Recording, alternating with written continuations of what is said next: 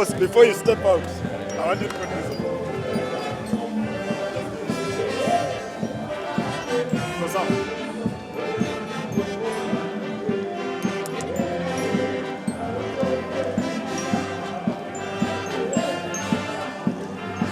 Let's say this.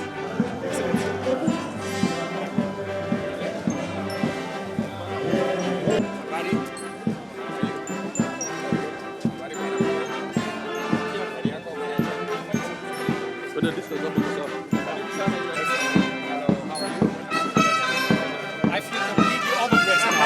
Completely overdressed. Very good comedian.